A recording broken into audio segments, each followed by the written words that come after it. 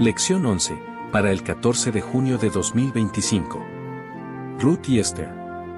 Texto para memorizar. Cuando él vio a la reina Esther en el patio, ella obtuvo gracia en sus ojos, y el rey le extendió el cetro de oro que tenía en la mano.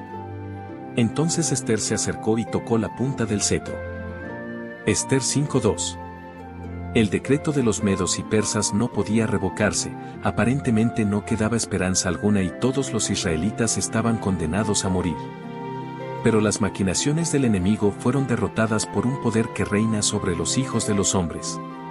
En la providencia de Dios, la joven judía Esther, quien temía al Altísimo, había sido hecha reina de los dominios medo-persas. Mardoqueo era pariente cercano de ella. En su necesidad extrema, decidió apelar a Jerjes en favor de su pueblo. Esther iba a presentarse a él como intercesora.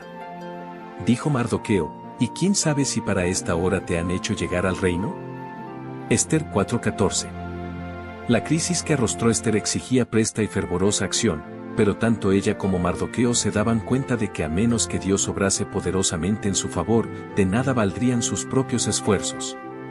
De manera que Esther tomó tiempo para comulgar con Dios, fuente de su fuerza. Profetas y Reyes, 442. La Biblia es la revelación de la voluntad divina y del propósito de Dios. Quienes siguen sus enseñanzas son hacedores de las palabras de Cristo, y por este medio aportan maderos sólidos para la edificación de su carácter. Prestemos atención a las palabras de la inspiración, que nos exhortan a ser compasivos, ser corteses. Booz representó el carácter de un caballero cristiano.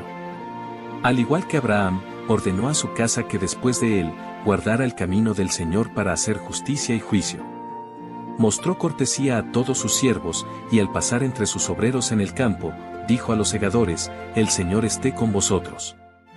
Y ellos le respondieron, el Señor te bendiga. He aquí una lección, para los empleadores y los empleados. Los trabajadores son fortalecidos en sus corazones para obrar rectamente, para ser fieles a los empleadores, que manifiestan respetuosa bondad y cortesía hacia ellos. Los cristianos deberían ser las personas más corteses del mundo. The Home Missionary, 10 de diciembre, 1894, Respond to Divine Love, párrafo 1. Excesos tales como los descritos en el primer capítulo de Esther no glorifican a Dios. A pesar de todo, el Señor realiza su voluntad mediante hombres que, no obstante, pueden estar descarriando a otros. Si Dios no extendiera su mano refrenadora, se verían extrañas escenas. Pero Dios, para que se cumpla su propósito, impresiona la mente humana, aunque el que es usado por Él, continúe empleando malas prácticas. El Señor cumple sus planes mediante hombres que no reconocen sus lecciones de sabiduría. En su mano está el corazón de cada gobernante terrenal para conducirlo donde Él quiera, así como puede dirigir las aguas del río. Mediante el episodio que llevó a Esther al trono medo-persa, Dios obraba para llevar adelante sus propósitos para su pueblo. Lo que se hizo bajo la influencia de mucho vino, resultó para el bien de Israel. Comentarios de Elena G. de Witt en Comentario Bíblico Adventista del Séptimo Día, tomo 3, 1157. 1158. Hambre en la casa del pan. No es por un poder inherente por lo que año tras año produce la tierra sus frutos y sigue en su derrotero alrededor del sol. La mano de Dios guía a los planetas y los mantiene en posición en su marcha ordenada a través de los cielos. Es su poder el que hace que el verano y el invierno, el tiempo de sembrar y de recoger, el día y la noche se sigan uno a otro en sucesión regular. Es por su palabra como florece la vegetación, y como aparecen las hojas y las flores llenas de lozanía. Todo lo bueno que tenemos, cada rayo del sol y cada lluvia, cada bocado de alimento, cada momento de la vida, es un regalo de amor. Cuando nuestro carácter no conocía el amor y éramos aborrecibles, y nos aborrecíamos unos a otros, nuestro Padre Celestial tuvo compasión de nosotros. Cuando se manifestó la bondad de Dios nuestro Salvador, y su amor para con los hombres, nos salvó, no por obras de justicia que nosotros habíamos hecho, sino por su misericordia. Tito 3:3-5. Si recibimos su amor, nos hará igualmente tiernos y bondadosos, no solo con quienes nos agradan, sino también con los más defectuosos, errantes y pecaminosos. El discurso maestro de Jesucristo, 65. Las cosas de la naturaleza que ahora contemplamos nos dan apenas un débil concepto de la gloria del Edén. El pecado afeó la belleza de la tierra, y por doquiera pueden verse los estragos del mal. No obstante, queda aún mucha hermosura. La naturaleza atestigua que un ser infinito en poder, grande en bondad, misericordia y amor, creó la tierra y la llenó de vida y de alegría. Aunque ajadas, todas las cosas manifiestan la obra de la mano del gran artista y maestro. Por doquiera que nos volvamos, podemos oír la voz de Dios, y ver pruebas evidentes de su bondad. Desde el solemne retumbar del trueno y el bramido incesante del viejo océano, hasta los alegres cantos que hacen de las selvas un concierto de melodías, las miríadas de voces de la naturaleza entonan las alabanzas de Dios. Contemplamos su gloria en la tierra, en el mar y en el firmamento, con sus maravillosos tintes y colores, que varían en grandioso contraste o se armonizan unos con otros. Los perennes collados nos hablan de su poder. Los árboles que hacen ondear sus verdes banderas bajo los rayos del sol, y las flores en su delicada belleza, nos señalan al Creador. El vivo verdor que alfombra la tierra nos habla del solícito cuidado de Dios por sus más humildes criaturas. Las cavernas del mar y las profundidades de la tierra revelan sus tesoros. El que puso las perlas en el océano y la amatista y el crisólito entre las rocas, ama lo bello. El sol que sale en el horizonte es representante de aquel que es vida y luz de todo lo que hizo. Todo el brillo y la belleza que adornan la tierra e iluminan los cielos, hablan de Dios. El Ministerio de Curación, pp. 320.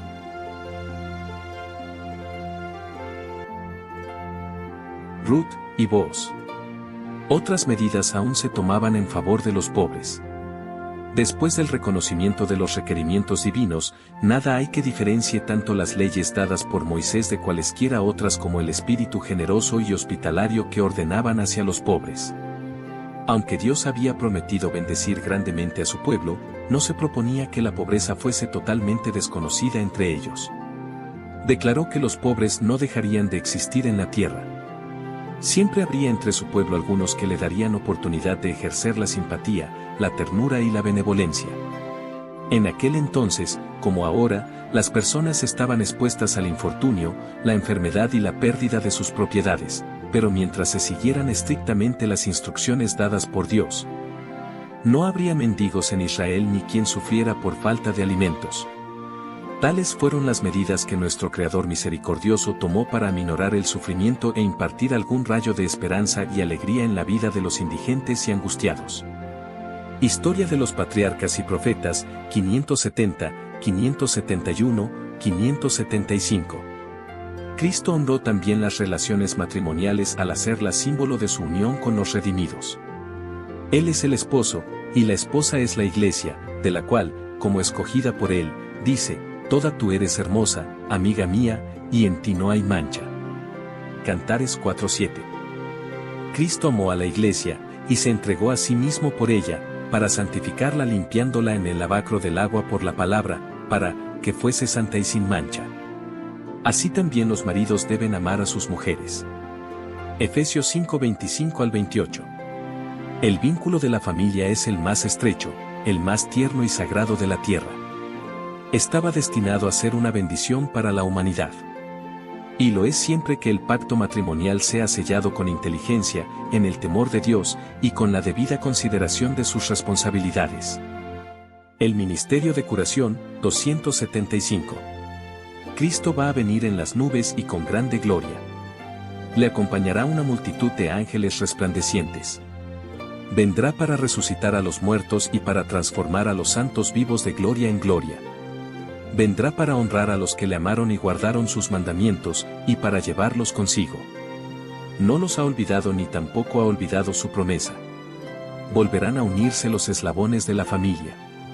Cuando miramos a nuestros muertos, podemos pensar en la mañana en que la trompeta de Dios resonará, cuando los muertos serán levantados sin corrupción, y nosotros seremos transformados. 1 Corintios 15:52.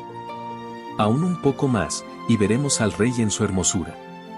Un poco más, y enjugará toda lágrima de nuestros ojos.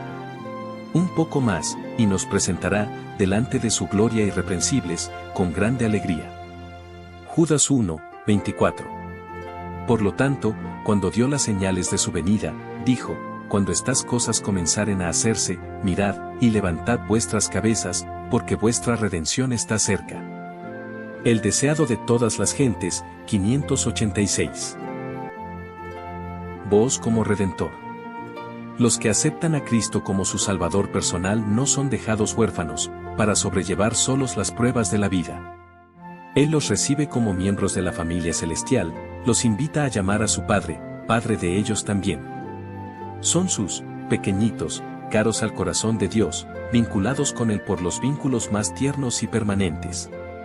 Tiene para con ellos una ternura muy grande, que supera la que nuestros padres o madres han sentido hacia nosotros en nuestra incapacidad como lo divino supera a lo humano. En las leyes dadas a Israel, hay una hermosa ilustración de la relación de Cristo con su pueblo. Cuando por la pobreza un hebreo había quedado obligado a separarse de su patrimonio y a venderse como esclavo, el deber de redimirle a él y su herencia recaía sobre el pariente más cercano. Ver Levítico 25, 47 al 49, Ruth 2, 20. Así también la obra de redimirnos a nosotros y nuestra herencia, perdida por el pecado, recayó sobre aquel que era pariente cercano nuestro. Y a fin de redimirnos, él se hizo pariente nuestro. Más cercano que el padre, la madre, el hermano, el amigo o el amante, es el Señor nuestro Salvador. No temas, dice él, porque yo te redimí, te puse nombre, mío eres tú. Porque en mis ojos fuiste de grande estima, fuiste honorable, y yo te amé, daré pues hombres por ti, y naciones por tu alma. Isaías 43, 1, 4. Cristo ama a los seres celestiales que rodean su trono, pero ¿qué explicará el gran amor con que nos amó a nosotros? No lo podemos comprender, pero en nuestra propia experiencia podemos saber que existe en verdad. Y si sostenemos un vínculo de parentesco con Él, ¿con qué ternura debemos considerar a los que son hermanos y hermanas de nuestro Señor?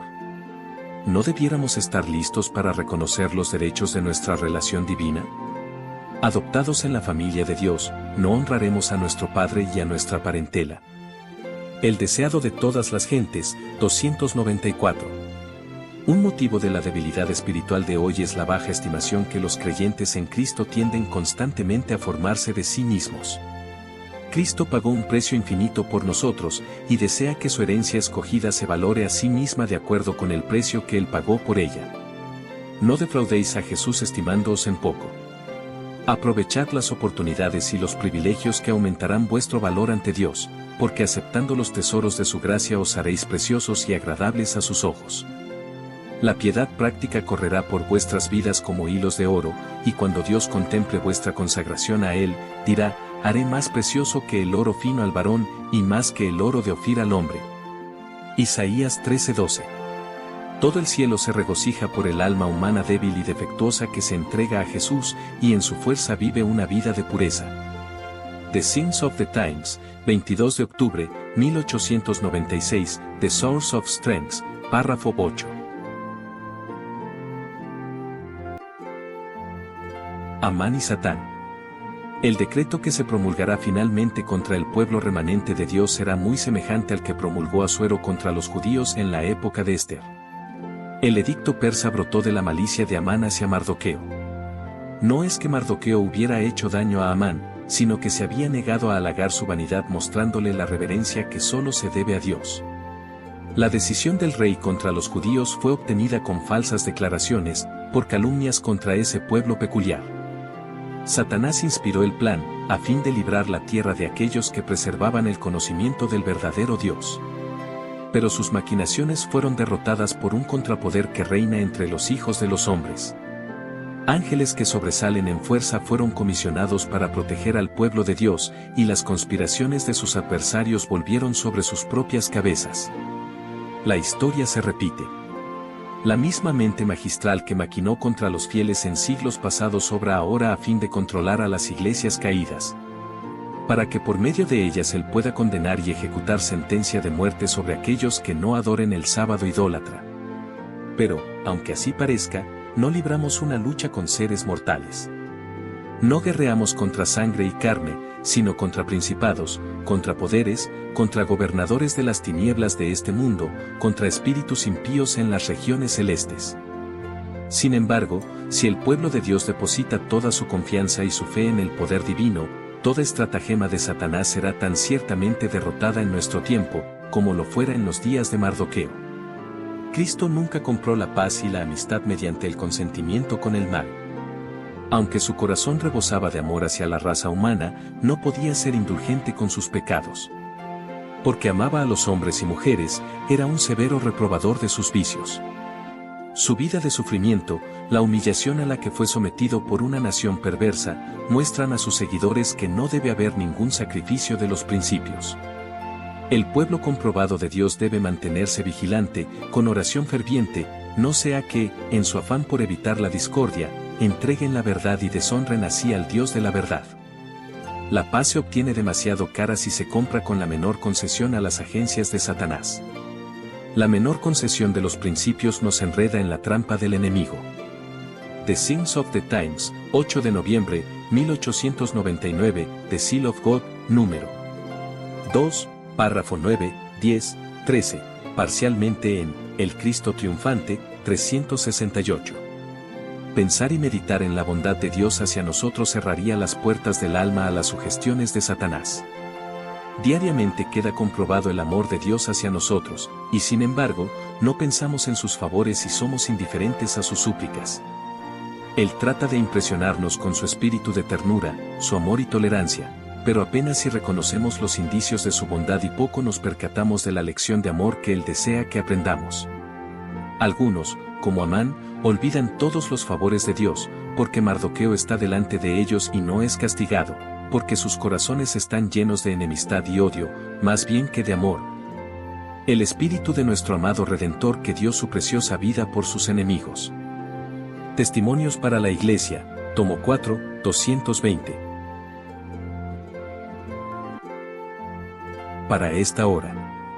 Los momentos penosos que vivió el pueblo de Dios en tiempos de Esther no caracterizan solo a esa época.